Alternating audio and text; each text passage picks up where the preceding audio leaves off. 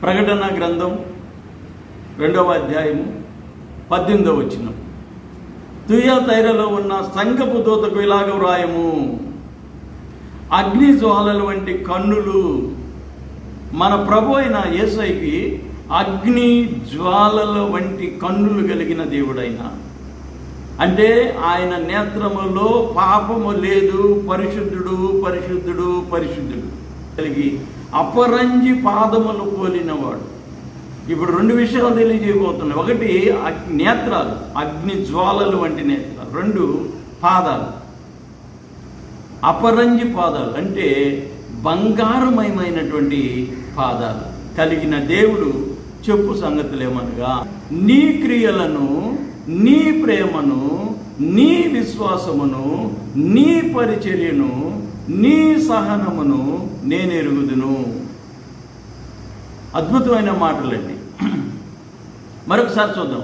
నీ క్రియలను, నువ్వు చేసే పనులు, క్రియలు అంటే నీ ప్రేమ, దేవుని పట్ల ఉన్న ప్రేమ, మనుషుల పట్ల ఉన్న ప్రేమ, కుటుంబం పట్ల ఉన్న ప్రేమ, నీ విశ్వాసము, నువ్వు దేని మీద ఆధారపడుతున్నావు, దేని మీద ఇష్టపడుతున్నావు, విశ్వాసం, దేవుని మీద విశ్వాసం ఉందా, నాయకుల మీద విశ్వాసం ఉందా, లేకపోతే నీ కుటుంబస్తుల మీద విశ్వాసం ఉందా, ధనం మీద నీకు విశ్వాసం ఉందా, దేవుని మీద నీకు విశ్వాసం ఉందా? నీ విశ్వాసం ఏంటి?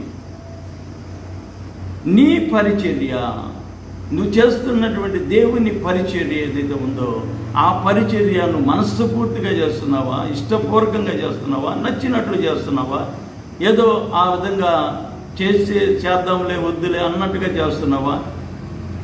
ఎలా చేస్తున్నావు నీ పరిచర్య? నీ సహనము నేను ఎరుగుదును. నీ మొదటి క్రియల కన్నా నీ కడపటి క్రియలు మరి ఎక్కువైనాయని ఎరుగుదును. నీ మొదటి క్రియల కంటే నీ కడపటి క్రియలు ఇంకా ఎక్కువైనాయి. చాలా గ్రేట్, చాలా చాలా గ్రేట్.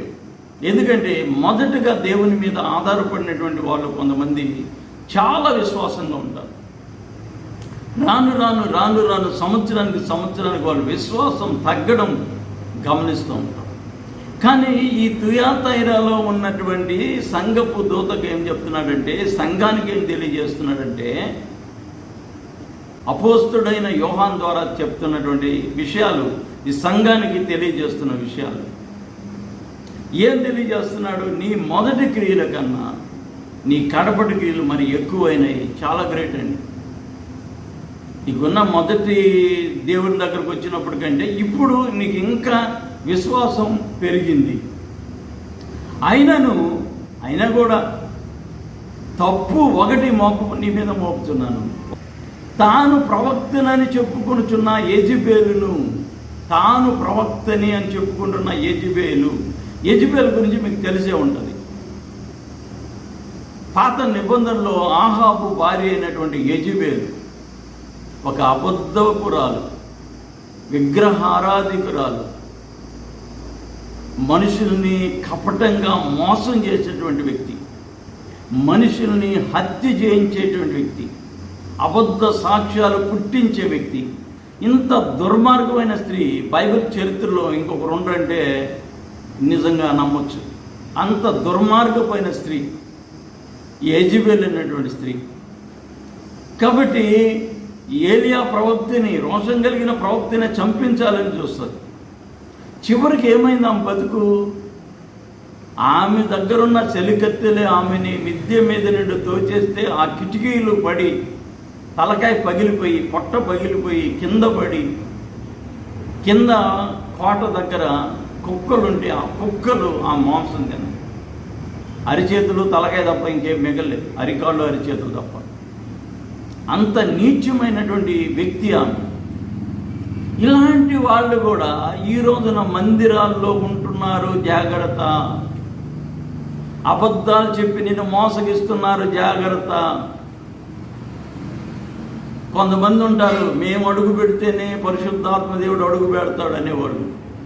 యెజబెల్ లాంటి స్త్రీలోడు, వాళ్ళతోనే పరిశుద్ధాత్మ దేవుడు ఉంటాడు, ఇంకెవరితో ఉండదని చెప్పడం. వాళ్ళు మాతోనే మాట్లాడతాడు దేవుడు, ఇంకెవరితో మాట్లాడని ఒక ధీమా వాళ్ళకి. ఇలాంటి వాళ్ళు యెజెబెలు, దెయ్యపు సంతానం. మనుషుల్ని భ్రమపరచడానికి, మనుషుల్ని మభ్యపరచడానికి ఉన్నటువంటి యెజెబెలు సంతానం. అలాంటి వాళ్ళ దగ్గరకు నువ్వు వెళ్తున్నావు, అబద్ధ ప్రవచనాలు చెప్పించుకుంటున్నావు. దేవుని మీద విశ్వాసం కాదు నీకు, ఆ పాస్టర్ల మీద నీకు విశ్వాసం, ఆ యెజెబెలు మీద నీకు విశ్వాసం, వాళ్ళు చెప్పే దొంగ ప్రవచనాల మీద నీకు విశ్వాసం. కాబట్టి జాగ్రత్త. యెజెబెలు అనే స్త్రీని నీ మందిరంలో ఉండకూడదు. ఇలాంటి అబద్ధ ప్రవచనాలు చెప్పేవాళ్ళని బయటికి తరిమేయాలి, మందిరంలో ఉండకూడదు. దేవుని ఆరాధించేవాళ్ళు మందిరంలో ఉండాలి, దేవుని స్తుతించేవాళ్ళు దేవుని మందిరంలో ఉండాలి, దేవుని మందిరానికి మంచి సలహాలు ఇచ్చేవాళ్ళు ఉండాలి. దేవుని పేరు చెప్పి అబద్ధ ప్రవచనాలు చెప్పేవాళ్ళు, స్త్రీలు కానీ పురుషులు కానీ ఎవరైనా సరే, వాళ్ళు మందిరంలో ఉండకుండా బయటికి తరిమేయాలన్న సంగతి వాస్తవం. నువ్వు స్త్రీని ఉండి వాళ్ళు చేసిన తప్పు పొరపాటు ఇది దేవుడు వాళ్ళ మీద నేరం మోపుతున్నాడు. అయితే ఆమె చేసే పని ఏంటి? జారత్వం చేయుటకు. జారత్వం అంటే ఇక్కడ మాటలు అక్కడ మాటలు ఇక్కడ చెప్తూ, మనుషుల్ని మభ్యపరుస్తూ, సంపాదించుకోవాలని ఒక భ్రమలో, ఏం చెప్పాలో ఏం చెప్పకూడదో, సంఘాన్ని బలపరచడానికి మనం ఏ విధంగా ఉండాలో ఆలోచన లేకుండా ఇలాంటి వాళ్ళు ఓన్లీ సంపాదన కొరకు, ఓన్లీ కడుపు కొరకు బ్రతికేటువంటి వాళ్ళు ఉంటారు. ఇలాంటి వాళ్ళు జాగ్రత్తగా చూసుకో, కనిపెట్టు. వాళ్ళను ఉండనిస్తున్నావు. జారత్వం చేయుటకు ఒకటి, విగ్రహములకు బలిచ్చిన వాటిని తినుటకు. విగ్రహాలకి పెట్టింది కూడా విగ్రహానికి బలిచ్చిందే. ఆ రోజుల్లో బలులు ఉండేది, ఈ రోజుల్లో బలులు లేవు. ఈరోజు నైవేద్యాలు, ధూపద్రవ్యాలు రకరకాలు ఉంటాయి. మనకొకటే ప్రార్థన చేసుకున్నామా, తిన్నామా. కానీ విగ్రహానికి పెట్టింది తినకూడదు. కాబట్టి ఇది రూఢైనటువంటి సాక్ష్యం. దేవుని వాక్యం ఒప్పుకోదు. అందుకే పాస్టర్లు అయితే ఒప్పుకోవచ్చేమో కానీ బైబిల్ ఖండిస్తుంది. కాబట్టి విగ్రహాలకు బలిచ్చిన దాన్ని తినటకు అది నా దాసులకి బోధిస్తూ ఉంది. ఆమె దగ్గర ఒకవేళ పనిచేస్తూ ఉంటే, జీతానికి పనిచేస్తుంటే, లేదా 100 సంఘాలకి ఆమె యజమానురాలయ్యి 100 మంది పాస్టర్లు పెట్టుకుంటే ఆమె ఏం చేస్తుందో వీళ్ళు కూడా అదే చేస్తారు. విగ్రహం అంటే యేసయ్య బొమ్మ పెట్టిన విగ్రహమే, మరియమ్మ బొమ్మ పెట్టిన విగ్రహమే. అక్కడ కొట్టింది, అక్కడ పెట్టింది, ఆ బొమ్మ దగ్గర ఏది పెట్టినా అది విగ్రహానికి బలిగా ఇచ్చిందే.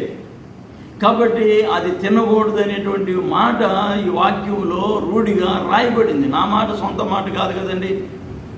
మీరు బాధపడినా బాధపడకపోయినా ఇది నా సొంత మాట అయితే కాదు, దేవుని వాక్యంలో ఉండేది. విగ్రహం అంటే ఏదైనా విగ్రహమే.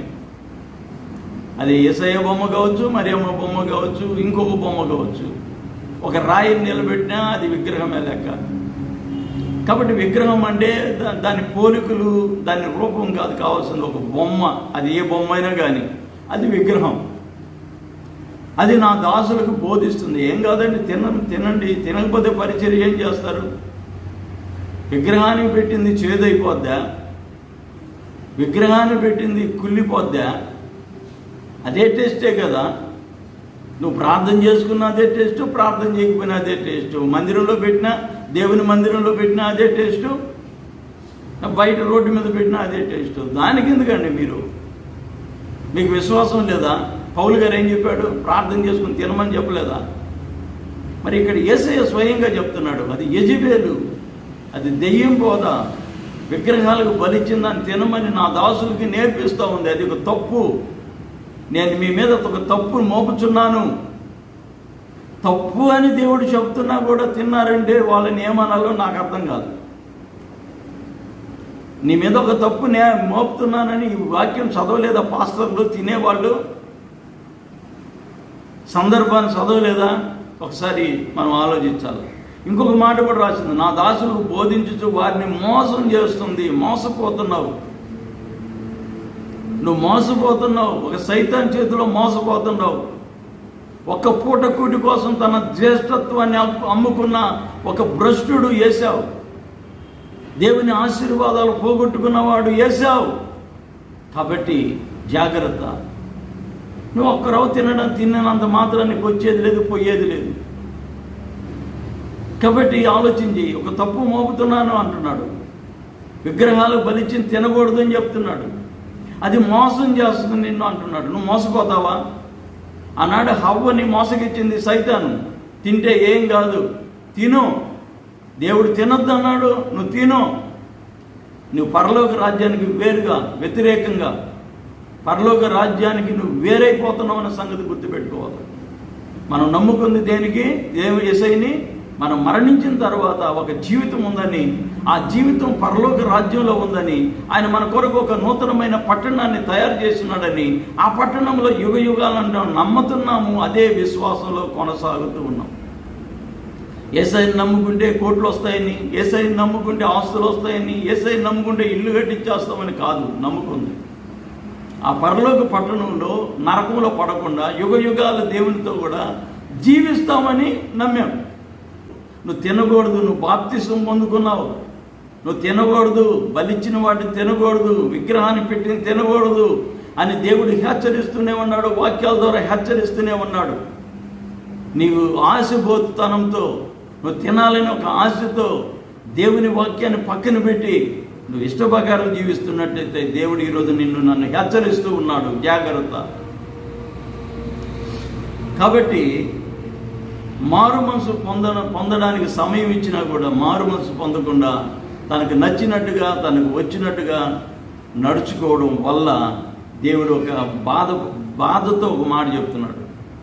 ఇదిగో నేను దానిని మంచం పట్టిస్తాను అంటున్నాడు. మంచం పట్టిస్తానంట. మంచంలో నుండి పైకి లేకుండా, మంచంలో నరకం అనుభవించేటట్టుగా. మంచం పట్టడం తెలుసు కదండి. బాగలేకపోతే, అనారోగ్యం అయితే పైకి లేకపోతే ఆ మంచం, ఆ పరిస్థితి ఎట్లా ఉంటుందో. యోహాను సువార్త 15వ అధ్యాయంలో ఒక వ్యక్తి 38 సంవత్సరాలు పరుపు మీదే ఉన్నాడు. యేసయ్య వచ్చి లేచి నువ్వు పరుపెత్తుకొని ఇంటికి పో అంటే అప్పుడు ఇంటికి వెళ్ళాడు. పరుపు మీద పడుకున్నాడు. అట్లాగే మంచం పాలవుతాడు. మంచంలోనే అన్ని నరకం, వాళ్ళకి నరకం, వాళ్ళ ఇంట్లో వాళ్ళకి కూడా గుణం, దెయ్యపు గుణం అది. ఆ సంఘంలో అందరూ పాస్టర్ ఎట్లా నడుచుకుంటే వాళ్ళు కూడా అట్లే నడుచుకుంటారు. పాస్టర్ ఒక పక్కన తినొద్దంటే కూడా వీళ్ళు తింటున్నారు. మరి తినమని చెప్పినప్పుడు ఇంకా దాని గురించి ఆలోచించకుండా తినేస్తారు, తప్పుడు దారిలో నడిపిస్తుంది. కాబట్టి వాళ్ళందరూ కూడా సమయం ఇచ్చాడు దేవుడు, మారు మనసు పొందండి అని. కానీ వాళ్ళ సమయాన్ని సద్వినియోగం చేసుకోలేదు కాబట్టి వాళ్ళకి బహుశ్రమలు విస్తరిస్తున్నాయని చెప్తున్నాడు. నిశ్చయముగా దాని పిల్లలు చనిపోతారు, నిశ్చయముగా చంపేదనండి. ఇక్కడ ఈ రెండవ మరణం ఉందే, ఆ నరకం, అగ్నిగుండం, అది సావడం అంటే. కాబట్టి వాళ్ళు నిశ్చయంగా చచ్చిపోతారు. ఎందుకంటే వాళ్ళ విగ్రహ ఆరాధనను బట్టి వాళ్ళు, దాని పిల్లలు దానిలో చనిపోతారు. అందువలన అంతరింద్రియములను హృదయములను పరీక్షించువాడను నేనే, సంగములన్నీ తెలుసుకోవాలి. మీలో ప్రతి వానికి వాని క్రియల చొప్పున ప్రతిఫలాన్ని ఇస్తాను. వాని క్రియల చొప్పున నేను ప్రతిఫలాన్ని ఇస్తాను. అయితే తుయాతైరాలో కడమవారైన మీతో, తుయాతైరా పట్టణం ఇది ఒకసారి పౌలు శీలలు ఒక ప్రాంతంలో వచ్చి ఉన్నప్పుడు తుయాతైరా పట్టణస్థురాలైనటువంటి ఒక ఆమె వచ్చి అక్కడ ఉదారంగు పొడి అమ్ముకుంటూ ఉంటుంది. దేవుని మాటలు విన్నప్పుడు దేవుడు ఆమె హృదయాన్ని తెరిచినప్పుడు, ఆ లుదియా హృదయం తెరిచినప్పుడు ఆ లుదియా దేవుణ్ణి నమ్ముకుంటుంది. దేవుని నమ్ముకోవడమే కాదు, తొందరలోనే వాళ్ళ కుటుంబాన్ని కూడా మార్చుకొని పౌలుని శీలను తన ఇంటికి పిలిపించుకుంటుంది. దేవుని వాక్యాన్ని వినాలని తన భర్తతో చెప్పుకుంటుంది.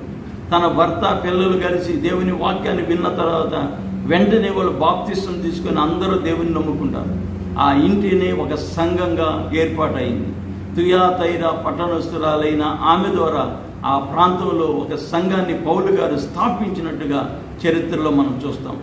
కాబట్టి ఆ రోజుల్లో రోమా ప్రభుత్వం చాలా కఠినంగా మరి ప్రభుత్వం చేస్తున్న సమయాల్లో, ఆ సమయాల్లో దేవుణ్ణి నమ్ముకొని, ఆ సమయాల్లో విగ్రహారాధన తినకుండా పక్కన పెట్టి, ఆ సమయాల్లో దేవుని కొరకు ఒక రాజ్యముగా సమూహంగా నిలబడ్డారు వాళ్ళు. అన్ని కష్టాలు, అన్ని బాధలు వచ్చినప్పటికీ అప్పుడు సంఘంలోని యజబేలు లాంటి స్త్రీలు వచ్చి విగ్రహాలు తింటే తప్పేం కాదు, తినండి అని చెప్పేసి నేర్పించినప్పుడు సంఘాలు చెడిపినప్పుడు అప్పుడు దేవుడు హెచ్చరిస్తున్నాడు. ఓ తుయాతైరా సంగమా, యెజబెల్ అనే స్త్రీని మోసగత్తి నువ్వు ఉండనిస్తున్నావు, ఆ మాట ప్రకారంగా నువ్వు తింటున్నావు, కాబట్టి వాళ్ళు శాపగ్రస్తులు అవుతారని దేవుడికి హెచ్చరిస్తూ ఉన్నాడు. కాబట్టి ఇంకొక మాట కూడా ఇక్కడ రాసింది, సాతాను లోతైన మర్మాలు కావాలి. ఈ రోజున వాక్యం లెంత్ ఎక్కువ అవుతున్నట్టుంది. లోతైనటువంటి మర్మాలు, లోతైన మర్మాలు మనకేమవుద్దండి? దేవుని కొరకు ప్రార్థన చేసామా, పనికి వెళ్ళామా, లేదా పాస్టర్ దేవుని మందిరంలో ప్రార్థన చేసుకున్నామా, ప్రశాంతంగా దేవుని సన్నిధిలో ఉన్నామా? అలాగ గడపాల దేవునితోటి. అంతేగాని లోతైన మర్మాలు, పరలోక మర్మాలు, ఇంకా అలాంటి మర్మాలు, ఇలాంటి మర్మాలు ఉంటే వాళ్ళు అఘోరాలు అయిపోతారు, దెయ్యపు సంతానం అయిపోతారు. కాబట్టి అంత ఘోరగా మనము ప్రయత్నం చేయకూడదు. దేవుడు ఇచ్చే టైంలో దేవుడు దర్శనాలు ఇస్తాడు, దేవుడిచ్చిన టైంలో దేవుడు మనల్ని బలపరుస్తాడు, మాట్లాడతాడు. అంతేగాని ప్రత్యేకంగా మర్మాలు కావాలి, ఆ తర్వాత చేతబడి శక్తులు కావాలి, ఆ తర్వాత వాటిని అణిచేయాలి, ఈ విధమైన మైండ్ పోయిందంటే ఆ మనిషి ఒక మెంటలోడ్ అయిపోతాడు. ప్రశాంతంగా ఉండాలి. మనుషులుగా మార్చడానికి యేసయ్య ఈ లోకానికి వచ్చాడు. మిమ్మల్ని చేపలు పట్టే జాలరుగా కాదు, మనుషులు పట్టే జాలరుగా నేను చేస్తానన్నాడు. కాబట్టి గూఢమైన సంగతులు, రహస్యాలు, బైబిల్ వాక్యాన్ని చదివి ఆ రహస్యాలు చెప్పడంలో తప్పేం లేదు. కానీ నీ కంట్రోల్లో నువ్వు ఉండాలి. అంతేగాని కంట్రోల్ తప్పిపోకూడదు. నాకంటే రోషం కలిగినోడు లేడు, నా అలాగే చెప్పేవాడు లేడని ఒక రకమైనటువంటి అతిశయం, గర్వం, ఇలాంటి గర్విష్ఠులు కూడా దేవునికి పనికిరారు. ఆ చదువు చెప్పు మంచిదే కదా, నీకు ఒక్కడికే తెలిస్తే ఎట్లా? అందరికీ తెలుసు. వాక్యం చదివే వాళ్ళు అందరికీ కూడా మంచి జ్ఞానం ఉంది, మంచిగా చెప్పగలరు. కాబట్టి నేను ఒక్కడనే కింగ్ అంటే కుదరదు. నువ్వు కింగ్ అయితే జనాలు చెప్తారు నువ్వు కింగువా కాదని. అలాగని చెప్పేసి నేను ఏదైనా ప్రార్థన చేస్తే బాగా అయిపోద్ది, నాకు దేవుడు మాట్లాడుతున్నాడు, అది ఇది అంటే అది కూడా దెయ్యం చేస్తాలే. మనిషిగా బ్రతుకు, మంచిగా బ్రతుకు, నార్మల్గా బ్రతుకు. ఎక్కడ నీ సత్తా చూపించాలో అక్కడ చూపించు, ఎక్కడ వాక్యం బలంగా చెప్పాలో అక్కడ చెప్పు, ఎక్కడ మోకరించి ప్రార్థించాలో ఆ ప్రార్థన చేయి. అప్పుడు ఆ విశ్వాసం నిలబడుతుంది. మన జీవితాల్లో నీటి బుడగ లాంటి జీవితాలు మన జీవితాలు, అంతలో ఉండి అంతలో ఆవిరైపోయే జీవితాలు. కాబట్టి దాని గురించి ఎక్కువగా మరి ఆలోచించి, లోతైన మర్మాలు కావాలి. లోతైన అంటే వాక్యంలో చదువు చెప్పు విధం మంచిదే కదా.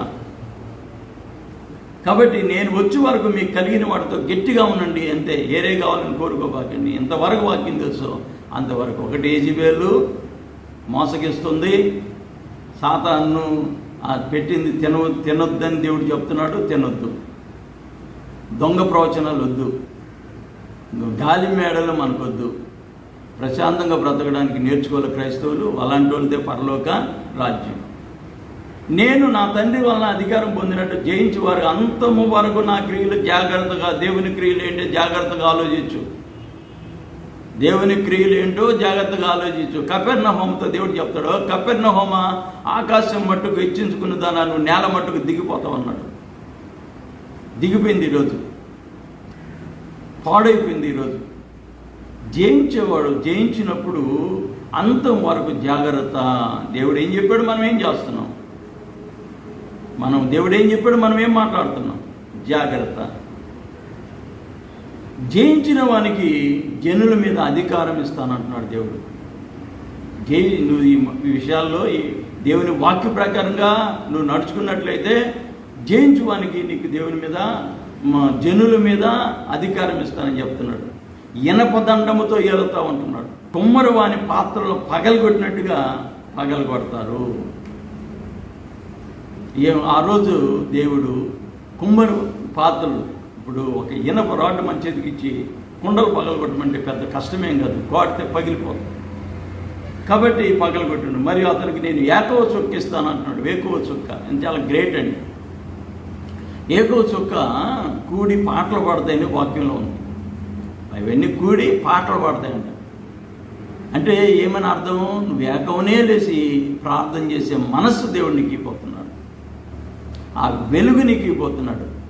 నక్షత్రాలన్నిటికీ ఏకవ చుక్క వచ్చినప్పుడు అది చాలా ప్రకాశవంతంగా ఉంటుంది. ప్రార్థన చేసింది. ఏకవ చుక్క వచ్చిందంటే తెల్లారిపోతుందని అర్థం. 4 గంటలకు వస్తుంది ఆ చుక్క, నక్షత్రం ప్రకాశవంతంగా ఉంటుంది. అంటే దేవుడు నిన్ను, నీ ఇంటిని, నీ పిల్లల్ని ప్రకాశవంతంగా మారుస్తున్నాడనే సంగతి వాస్తవం. ఏకవ చుక్క ఇస్తానని దేవుడు చెబుతున్నాడు. సంఘం ఆత్మ చెప్పు సంగతులకి చెవి గలవాడు వినుగాక. కాబట్టి మనం ఆలకిస్తే మంచిది, ధన్యులు. దేవుడి వాక్యం దీవించి ఆశీర్వదించునుగాక. తుయ తైర పట్టణం గురించి వాక్యం మనం విన్నాం. ఈ యొక్క వీడియోని మీరు చూసినందుకు మీకు నా హృదయపూర్వకమైన వందనాలు. వెంటనే ఒక లైక్ చేయండి. మీరు లైక్ చేయడం ద్వారానే ఈ వీడియో కొంతమందికి వెళ్తుంది. మీరు నన్ను బలపరిచినట్టుగా కూడా ఉంటుంది. నేను యెరూషలేం వెళ్ళొచ్చిన వీడియోలు కూడా పెట్టున్నాను, అవి కూడా చూడండి, వాటి చూసి ఆదరించండి. Praise the lord. అందరికి వందనాలు. దేవుడు మిమ్మల్ని దీవించి ఆశీర్వదించును గాక. ఆమేన్.